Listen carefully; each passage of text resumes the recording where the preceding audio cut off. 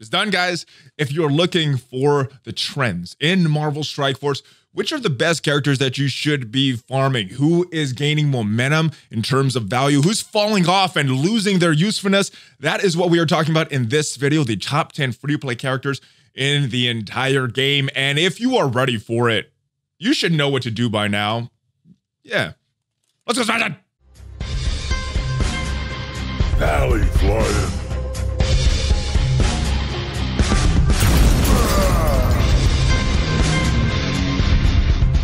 Hey, what is up, Valley Maniac? Welcome to the ValleyFlyin channel. I am ValleyFlyin, and this is the home of the biggest, baddest, most enviable Ravager Stitcher in the entire history of Marvel Strike Force. I know you want one, and perhaps one day you can get as lucky as I was and pull the 6th red star on this Ravager Stitcher. But in all seriousness, guys, you are already in luck, because in this video, we are counting down the top 10 free-to-play characters in all of Marvel Strike Force.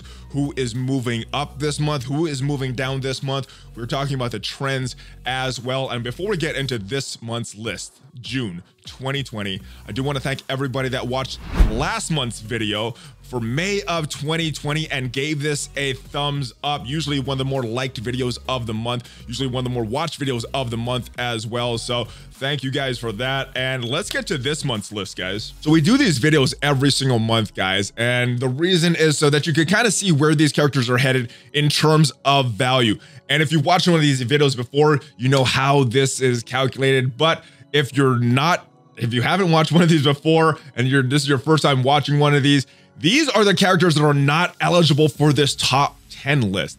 All of these characters, I guess you could kind of get all of these without spending a dime, but I had to draw the line somewhere. So the way I defined free to play, you have to have a node, you have to be in a store, or have to be a login or an achievement character. So yes, Hulk and Wolverine, I did make a special exception for, but as you can see, a lot of great characters here, a couple characters that are not currently in the game, but these characters, no node, no store, and they are not Hulk or Wolverine. So all of these characters, while they are very, very good, are not going to be eligible for this list. But let's clear this off, guys, and see who recently became eligible within the past month. And that includes 2 characters. The first is Elsa Bloodstone, recently available on Nexus 5.3. And recently, even more recently available, is Ghost Rider, available on Cosmic 3.9. But let's clear this off, guys. And if you're watching one of these top 10s for the first time, guys, this list, not just based on the character's kit and their overall value in the game, also based on what team I'm using this character on. And a lot of it is based on my usage of this character over the past month. So without further ado, guys, cue the Hulk. Let's go. Number 10. All right, and coming in at number 10 this month is my favorite science experiment in the entire galaxy, Raccoon. And he fell down a few spots this month, fell down 4 spots. And the main reason for that is the Black Order. Used to use him as a backup team for some Greek raids, for war. The BKT team was a good counter to the Hydra team in war, and I used to use that. That's why he gained a little bump this month. But because of the Black Order, Thanos is off that team. Minerva got moved back to a Kree team, at least for me, and he has kind of fallen off because Guardians just aren't as valuable as that BKT. But still a very good character. His kit has not changed. Let's take a look at it and see why he is such a good character, even if I'm not using him as much as I was in the previous month. So when I think of Raccoon and the value that he brings to the team, it is the damage. I mean, he is one of the best damage dealers in the game. He has some good damage from his basic, which does some adjacent target damage. He has a very, very high-powered single target attack with his special, and he gets an assist from Groot, applies a taunt to Groot as well. But this is the move that you're bringing him on the team and building him up for maximum damage. His huge, crazy AoE attack with a 4 energy cooldown. That is crazy for some really big damage, and helps the rest of the team out with his passive as well. So just provides a lot of value for this team. Very, very good character. And if you want to build him, not the easiest place to farm, but he is available on the raid store. Number 9. And coming in at number 9 again this month is the Master Speed Bar Manipulator, Falcon. And he provides a lot of speed for your team. Very, very solid kit. Want to rate him a little higher, but just not using this character too much nowadays. Used to use him pretty much in every game mode, but right now, just using him on that power armor team for war offense and blitz. So not getting a lot of usage in many game modes, and that is the reason he is at number 9 again this month, because if you just look at his kit, very, very good kit, and probably could rate him a little higher if we're just going on kit alone. So speaking, let's go take a look at his kit and see why he is such a good character. So speed is what I think of with Falcon, and this is the move. Red Wing, filling speed bar of himself and allies, 30% plus 10% for each enemy with a positive effect. So yes, it is possible to fill the speed bar of your own team by more than 100% in the right scenario, and that is a very strong move. Has a very, very good ultimate as well.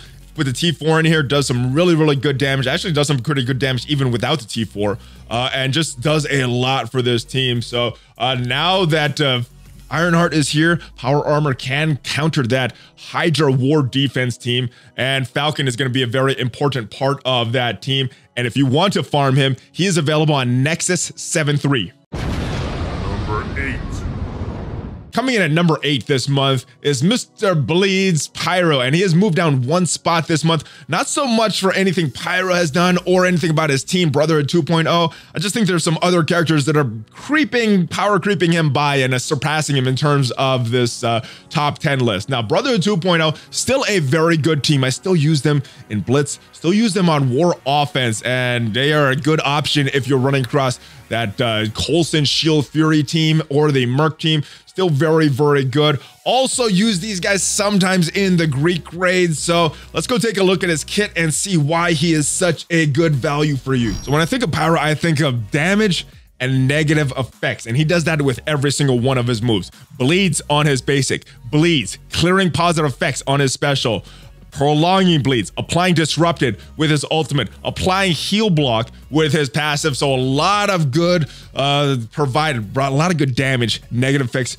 provided there, and has a lot of synergy with that Brotherhood 2.0 team, especially Magneto. And where can you farm him? Not an easy farm. Probably the worst place to farm a character. It is in the war store, but if you're building this team, guys, he is a necessary part of that team, in my opinion. Number 7. And moving up 1 spot this month is Carnage. Very, very important part of that symbiote team. Carnage provides some to that team with some speed bar manipulation and a lot of damage. And those symbiotes, very, very good in Blitz, very good in War. I'm actually using Carnage a lot as one of my back-end picks in real-time PvP as well. And I know a lot of people are taking him into Dark Dimension 3. So let's go take a look at his kit and see what he provides to that team and why he is on this list a little higher than last month. So Carnage is going to give you a lot of damage. He's going to give bleeds to your team, and he has the ability to spread negative effects to adjacent targets. So a lot of good stuff here. But the real reason I have him on this list is because when an enemy drops below 25% health, he's going to fill the speed bar by 30% for himself and symbiote allies, and he's going to heal as well. So this is what makes it possible for the symbiote team to counter war defense teams like the Asgardians or the Hydra that's going to have many, many deaths, and you're just going crazy with this speed bar manipulation. So I like speed bar manipulation, very, very valuable in a turn-based game. Now, Carnage, not very easy to farm as well, and just like Pyro is probably in the worst place to farm character, that war store. Number 6. First time eligible for this list, coming at number 6 is Ghost Rider, and he is a beast to deal with. He's a scary character. You see a high level Ghost Rider on the enemy team, and you are faced with a not good choice either way you go. You could take out one of the other high value targets, and that Ghost Rider is just going to retaliate and do a ton of damage to you. Or you could go after that Ghost Rider first and leave one of those other high value targets on the field. So he always provides you with an interesting conundrum when you are facing him in battle. Supernatural, very, very good in war. One of the hard counters to that Merc team. They are very good against a lot of other teams as well. Super solid in Blitz. And now that they are farmable, I think a lot of people are going to start to build up this team a little more. But Ghost Rider has value outside of that supernatural team. I know a lot of people are using him with symbiotes, taking him into Dark Dimension 3. There's some crazy high Ghost Riders on arena defense right now that I'm seeing, and it is not easy to deal with. And I know he's one of the top choices for real-time PvP as well. So let's go take a look at his kit and see why he is so valuable. All right, and just like Carnage, just like Pyro, Ghost Rider is going to provide your team with a lot of damage and a lot of debuffs that he can apply on the enemies. So if we look at his kit here, very, very strong opening set of moves right here. Damage and bleeds on his basic, damage and bleeds on his special, damage, offense down, defense down on his ultimate, plus he can drain if he is charged. And that is a lot of damage that he's giving to your team, but he also has a very strong passive. Now, most of this passive provides a lot of good synergy with that supernatural team, but the real reason he is on this list is because he has a lot of use outside of that team as well, and that is because of this one line of text in his passive. On a non-summon ally death, attack that enemy that killed that target for 500% damage. He's going to gain charge, which is going to give him drain on his ultimate, and he is going to generate 3 ability energy for himself, which means that his cooldowns are pretty much reset when you're killing an ally of Ghost Rider. So very, very scary. Probably one of the characters that you want to take out first if they're very high level because of all that damage that he could do. And if you want to farm him, recently became a farmable on Cosmic 3-9. Number 5. All right, and coming in at number 5 is Vision, and this is a very good character, very, very solid kit, one of the best kits of a character that you could farm on a node. But the reason that he moved down 2 spots this month and may continue to fall down in the subsequent months is just I am not using him as much. Right now, he is still on my power armor team, but as soon as I build up Ironheart, he is out of there, and then I am not sure what I'm going to do with him. Maybe put him on a Tech Nerva team, replacing Thanos on BKT, maybe moving him to some other tech team, maybe moving him to an Avengers. Not sure yet, but yes, he is losing value, even though he is a very, very good character with a very good kit.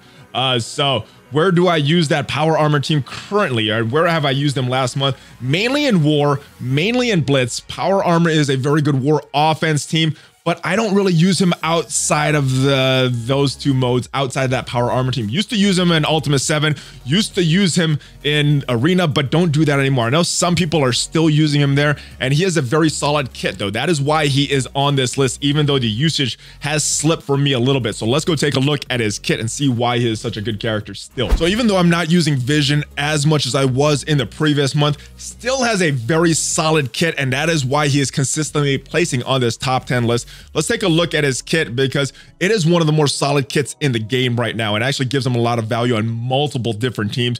Very good basic. It is a chain, applying offense down to each target, bleed against tech enemies. He has an opening move with an ability block. So this is a very, very strong move. Can do that to the primary target and an additional target as well. He has a big AoE attack with his ultimate and does some good damage, clearing 2 positive effects off of each target, which is very good. Scarlet Witch is an ally. She's going to apply bleeds, but I don't really see a lot of people running a Vision Scarlet Witch combo anymore. Also, if you haven't forgotten about this, he has that extra 20% dodge chance. He provides defense up, so just provides so much value to whatever team is on, especially if you're surrounded with tech characters or characters that can take use of his Avengers or tech synergy. So very, very good character. Not an easy farm, kind of a late game farm, but he is available on Mystic 3-9. Number 4.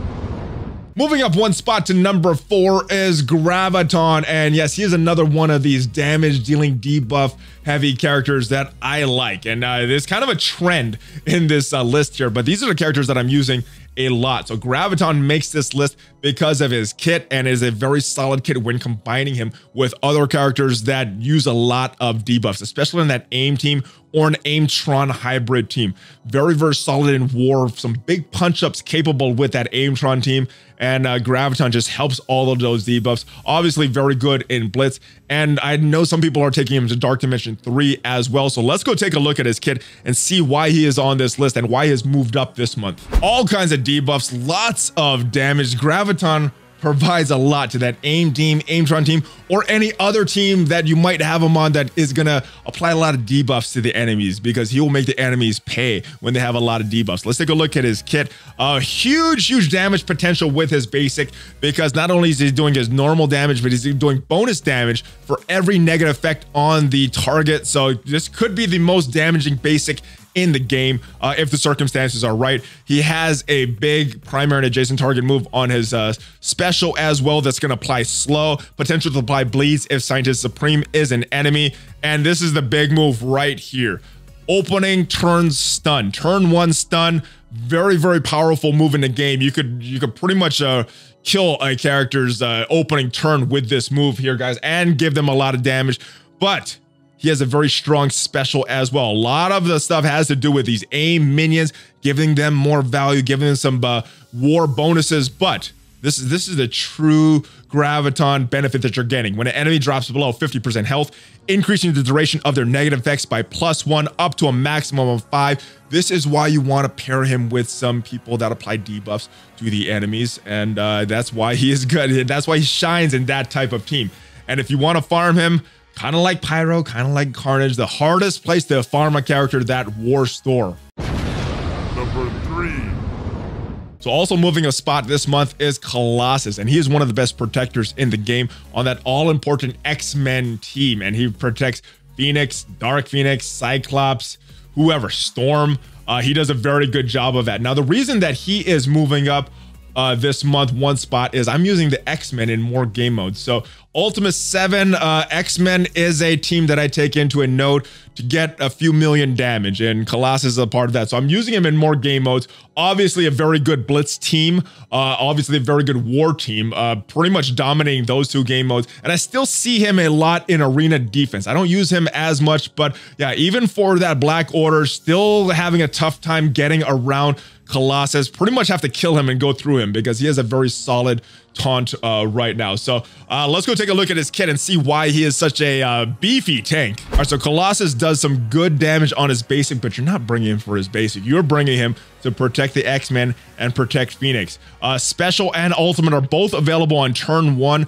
And you could choose. It depends what happens to Phoenix on that opening turn, whether it's more appropriate to use the ultimate on turn 1 or the special on turn 1, but you're going to use one of these and probably use the other one on the subsequent turn. He also has a big wall of text here that really helps that X-Men team. So much synergy with them, gives them more health, gives him self-defense up, and he's going to taunt every time an X-Men drops below 50% health. So very good stuff. A lot of other stuff here as well. Defense up for the rest of the team. So just does a lot of good stuff to protect that team, keeping them alive so that they could smoke your enemies. And if you want to farm Colossus, Heroes 7-9 is where you could get him. Number 2. Scientist Supreme is coming in at number 2 again this month, and well-deserved spot. And yes, she was a huge liability to have on your team early on in this game, but since she got a rework, one of my favorite characters in this game, does so much on that AIM team. I mean, it's a tough battle if she dies, and I use her every single day in Ultimate 7, and she is so valuable for my Ultimate 7 team that if she happens to die, I'm gonna reset that node because she provides so much value to that team. I use her on that AIM team primarily though, outside of Ultimate 7. So Blitz, War, they shine. And let's go take a look at her kit and see why she is so good. Negative effects on the enemies and flipping the negative effects on your team. That's kind of what I think of with Scientist Supreme. That's a lot of the value she provides. She does that with her ultimate, applying the 2 to 3 random negative effects to your team, all your non-AIM allies on your team, and she's gonna apply to the enemies as well. So that is a good thing. But if you're using her on a mixed team, you got to make sure that she could get this special off and she doesn't get killed or stunned or slowed or ability blocked, because you need this going off to flip the negative effects on your team outside of AIM team. Not as important on a full AIM team, but on an AIM team, very very you want this flip to happen, flipping 4 negative effects into positive effects on the allies. And her passive, very good. And this is why I reset the node if she dies, because on turn 25% chance to revive an ally with 20% max health. Goes up a little more if it is an AIM ally, but very solid character. I can't do Ultimate 7 without her personally. So I'm using her every single day, and that's why she is rated in the number 2 spot. And if you want to farm her, she is on Cosmic 2-9. Number 1. All right, coming in at number 1 this month is the Goddess of Death, Hela, and the Undead Asgardian Greg, the power couple of Marvel Strike Force. And throughout May, used her, or at least seen her in every single game mode in Marvel Strike Force. Dark Dimension 3, Ultimate 7, Greek Raids, Blitz, War, Arena, real-time PvP, all of it. So let's go take a look at her kit and see why she is such a solid addition to your roster. Villain Mystic Controller. So yes, you can use Hela to unlock Greg, but she provides your team with so much more value than that. Pretty much my favorite move of hers is going to be her passive, because this is why she's always calling Greg. Every time Greg dies, she's summoning a new one. But I also love this ultimate of hers, where it's attacking the enemies, 350% damage, spreading 4 negative effects from the primary target to all secondary targets. Very, very strong move, especially if you combine her on some kind of a hybrid team that is going to have a lot of debuffs. This could be a very, very big move. You're getting it disrupted on the special as well as assist from Greg, and you can flip a death proof on the target as well. So very, very solid kit. One of the best characters in the game. That is not an opinion. That is a fact. One of the best characters in the game right now, and definitely the best character that has a node, in my opinion, available on Villains 7.6. So that is my list for June 2020, guys. Let me know what you thought of it, and let me know who your top 10 characters are. I know a lot of this list is based on usage, so there's no 2 players with exact same usage. So I know your list is going to look different than mine, and I am very curious to see it. So I'm going to look in that comment section and see who you guys have in your top 10. Hopefully you guys enjoyed this video. If you did, subscribe to the channel, smash on that like button, and join the notification squad. Ring that bell, guys. You get notified every time I upload a new video or go live, so you get a little advantage, guys. At least 4 Marvel Strike Force videos a week on this channel. So share this channel with your friends, guys. Check that share button, and I will see you guys next time. There's also some links in the description down below that support the channel. Give me a Hulk fist bump before you go. Bye bye. ValleyFlyin out.